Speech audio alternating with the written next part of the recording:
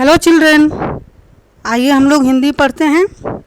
हम लोग पढ़ रहे थे क्षितिज पुस्तक, जिसमें पाठ 1 पढ़ रहे थे, जिसके लेखक थे प्रेमचंद। पाठ 1 में हम लोगों ने 2 भाग पढ़ा था। आज हम लोग भाग 3 पढ़ेंगे। तो अब तक हम लोग कहानी में देखे थे कि झूरी काछी नामक एक किसान था, जिसके पास हीरा और मोती नामक 2 बैल थे।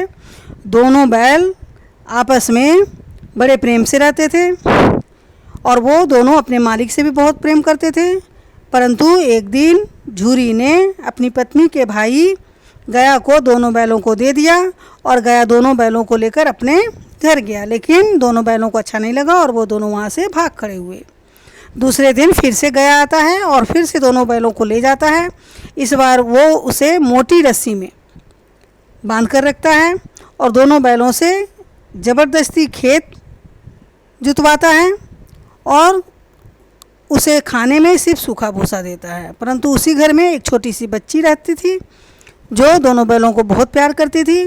वो अपने हिस्से से 2 रोटी लाती थी और दोनों बैलों को 1-1 रोटी प्रतिदिन खिलाती थी। और उसी बच्ची ने दोनों बैलों के गले से रस्सी खोल दिया था और उन्हें भगाया था। दोनों बैल वहाँ से भागे थे और भागते भागते वो अनजान रास्ते में भटक गए। फिर उन्हें वहाँ एक मटर का खेत मिला था, जहाँ उन्होंने भरपेट मटर खाया था और खा के वो दोनों आपस में खेल रहे थे। तभी हम देखते हैं आगे कि क्या होता है भाग 3 में। तो आगे क्या होता है? अरे यह क्या, कोई सांड डोंकता चला रहा है। हाँ, सांड ही तो है। वह सामने आ पहुँचा। दोनों मित्र बगलें झाँक रहे हैं। सांड पूरा हाथी है, उससे भिड़ना जान से हाथ धोना है, लेकिन न भिड़ने पर भी जान बचती नहीं नजर आती। इन्हीं की तरफ भी आ रहा है। कितनी भयंकर सूरत है। मोती ने मूक भाषा में कहा, बुरे फंसे, जान बचेगी? कोई उपाय सोचो। हीरा ने चिंतित स्वर में कहा, अपने घमंड में भूला हुआ है, आरजू विनती न सुनेगा, भाग क्यों न चलें। अब देखिए बच्चों, क्या होता है कि दोनों बैल जब मटर खाकर आपस में खेलने लगे और दोनों खुश हो रहे थे, तभी उन्हें एक सांड नजर आता है जो डोंकता हुआ चला आ रहा है। किसके तरफ आ रहा था? दोनों बैलों की तरफ। अब दोनों बैलों को कुछ समझ में नहीं आ रहा था कि वो सांड से कैसे बचे। वो दोनों बगले झांकने लगे। यहाँ बगले झांकना एक मुहावरा है। तो उन्हें लग रहा था कि अगर इनसे भिड़ेंगे तो जान पर बनाएगी। और दोनों बैल डर रहे थे कि क्या किया जाए, और सांड उन्हीं की तरफ आ रहा था। तभी मोती ने मुख भाषा में कहा, बुरे फंसे, जान बचेगी? कोई उपाय सोचो। वो मोती से पूछता है, हीरा से पूछता है कि क्या हम लोगों की आज जान बचेगी? कोई उपाय सोचो। तो हीरा ने चिंतित स्वर में कहा, अपने घमंड में भूला हुआ है। कौन घमंड में भूला हुआ है? सांड। आरजू विनती न सुनेगा, भाग क्यों न चले। हीरा ने राय दिया कि उससे बचने का एक उपाय है कि हम लोग यहाँ से भाग चलें। लेकिन मोती ने क्या कहा? मोती ने कहा, भागना कायरता है, तो फिर यहीं मरो।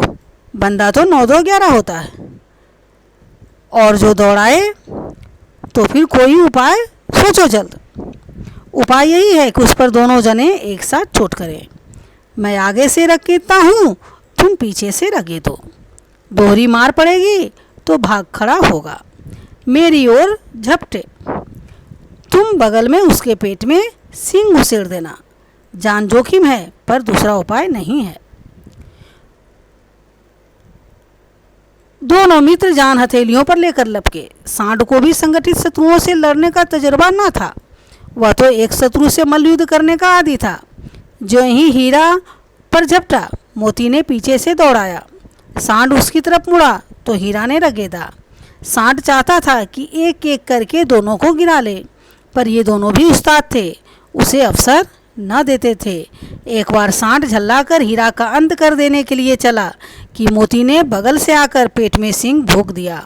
सांड क्रोध में आकर पीछे फिरा तो हीरा ने दूसरे पहलू में सींग चुभा दिया। आखिर बेचारा जख्मी होकर भागा और दोनों मित्रों ने दूर तक उसका पीछा किया, यहाँ तक कि सांड बेदम होकर गिर पड़ा। तब दोनों ने उसे छोड़ दिया। अब देखो बच्चों, ध्यान दीजिएगा यहाँ पर बच्चों कि यहाँ पर लेखक हमें बताना चाहते हैं कि एकता में ही शक्ति है। सांड अकेला था, लेकिन सांड तो बहुत शक्तिशाली होता है और वो बैलों को मारता, लेकिन सांड के पास एकता की शक्ति से, संगठित शक्ति से जूझने का तजुर्बा नहीं था। वो तो मल्ल युद्ध का आदी था। मल्ल युद्ध का आदी का मतलब क्या होता है? मल्ल युद्ध मतलब कुश्ती करना, यानी वो एक शत्रु से कुश्ती कर सकता था। परंतु यहाँ जब हीरा और मोती दोनों एकजुट हो गए, दोनों एकता के सूत्र में बंध गए, दोनों ने क्या उपाय सोचा कि अगर मैं आगे से रगने दूंगा तो तुम पीछे से मारना, और मैं अगर पीछे से आऊँगा तो तुम बगल से सींग घुसेड़ देना। इस प्रकार दोनों ने एकता के साथ सांड से मुकाबला किया और सांड को मार भगाया। एक बार सांड झलाकर हीरा का अंत कर देने के लिए चला था, लेकिन मोती ने क्या किया था? बगल में आकर पेट में सींग भोंक दिया। सांड क्रोध में आकर पीछे फिरा तो दूसरे पहलू में हीरा ने सींग चुभो दिया और अंत में क्या हो गया? जख्मी होकर सांड भाग गया। हीरा और मोती ने दूर तक उसका पीछा किया। सांड ऐसा परेशान हो गया कि वो बेदम होकर गिर पड़ा। जब वो गिर पड़ा तो हीरा और मोती ने उसे छोड़ दिया। अब दोनों मित्र जीत गए थे। किससे जीत गए थे? सांड से। दोनों मित्र सांड से जीत गए थे, तो दोनों में विजय का नशा चढ़ गया। दोनों मित्र विजय के नशे में झूमते चले जाते थे। मोती ने अपनी सांकेतिक भाषा में कहा, मेरा जी तो चाहता था कि बच्चा को मार ही डालो। किसके बारे में वो लोग बोल रहे हैं? सांड के बारे में। मोती ने कहा कि मेरा जी चाहता था कि उसे मार ही डालूं, लेकिन हीरा ने क्या किया? तिरस्कार किया। गिरे हुए बैरी पर सींग ना चलाना चाहिए, यानी बैरी मतलब शत्रु।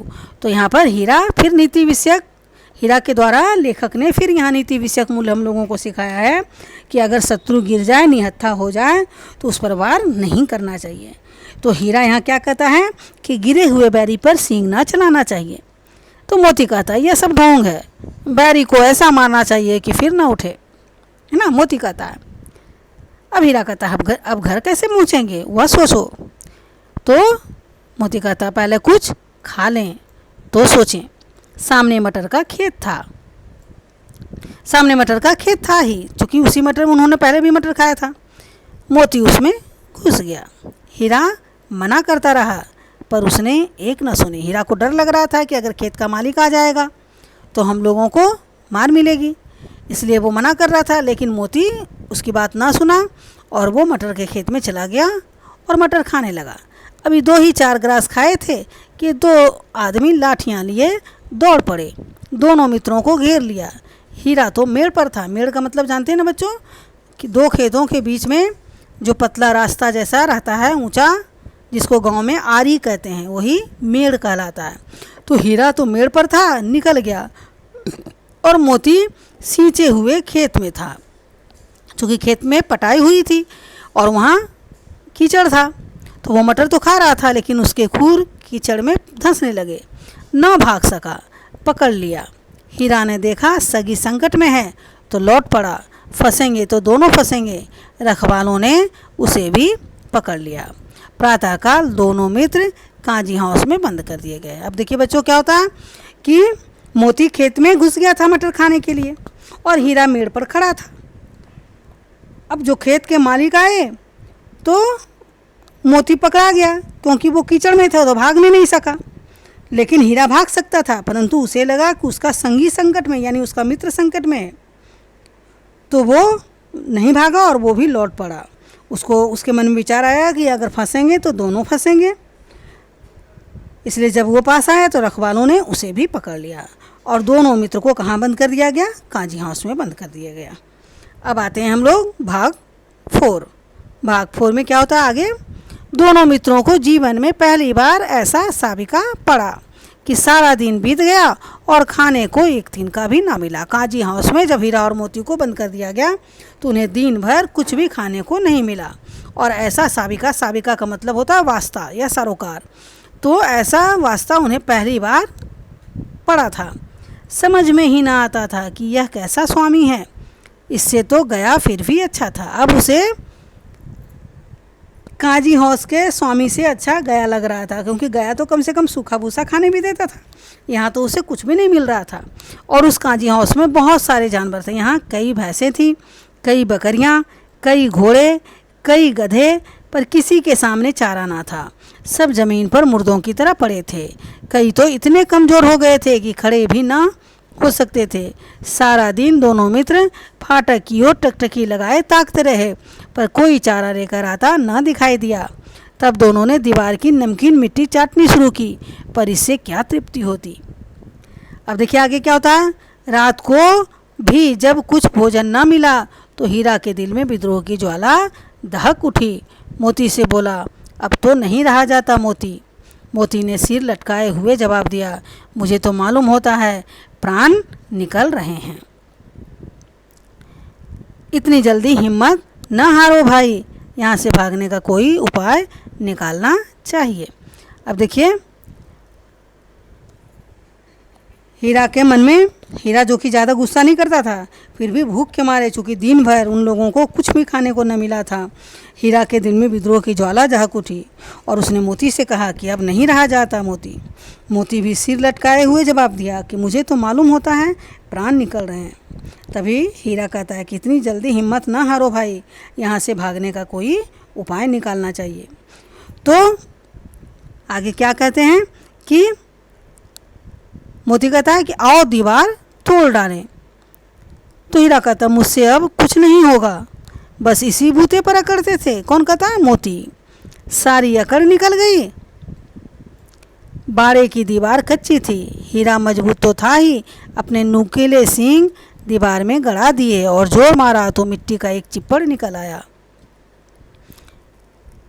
फिर तो उसका जैसे ही वो क्या हुआ, अपना सींग दीवार में मारने लगा और जैसे ही मिट्टी का एक चिप्पड़ यानी मिट्टी का एक टुकड़ा टूट कर नीचे गिरा तो उसका साहस बढ़ गया और उसने क्या किया, इसने दौड़ दौड़ कर दीवार पर चोटें की और हर चोट में थोड़ी थोड़ी मिट्टी गिराने लगी।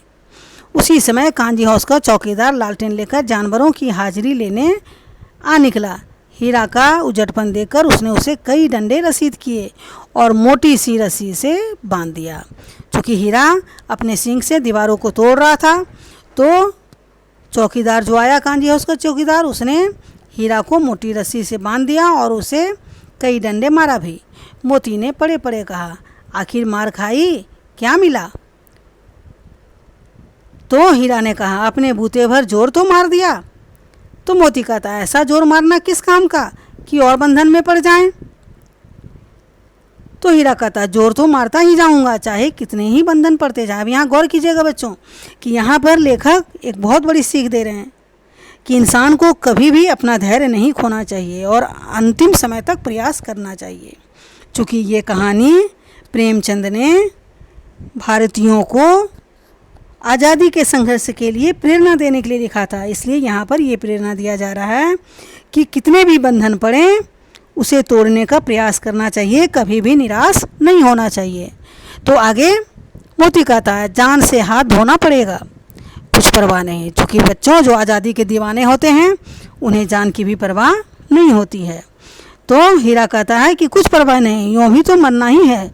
सोचो दीवार खुद जाती तो कितनी जानें बच जाती। इतने भाई यहाँ बंद है, किसी की देह में जान नहीं है। 2-4 दिन और यही हाल रहा तो सब मर जाएंगे। तब मोती कहता है, हाँ यह बात तो है, अच्छा तो ला, फिर मैं भी जोर लगाता हूँ। अब मोती ने कहा कि चलो मैं भी जोर लगाता हूँ और दोनों मित्र मिलकर दीवार तोड़ेंगे। मोती ने भी दीवार में उसी जगह सींग मारा, थोड़ी सी मिट्टी गिरी और फिर हिम्मत बढ़ी। फिर तो वह दीवार में सींग लगाकर इस तरह जोर करने लगा मानो किसी प्रतिद्वंदी से लड़ रहा है। आखिर कोई 2 घंटे की जोर आजमाई के बाद दीवार ऊपर से लगभग 1 हाथ गिर गई। उसने दूनी शक्ति से दूसरा धक्का मारा तो आधी दीवार गिर पड़ी। दीवार का गिरना था कि अधमरे से पड़े हुए सभी जानवर चेत उठे।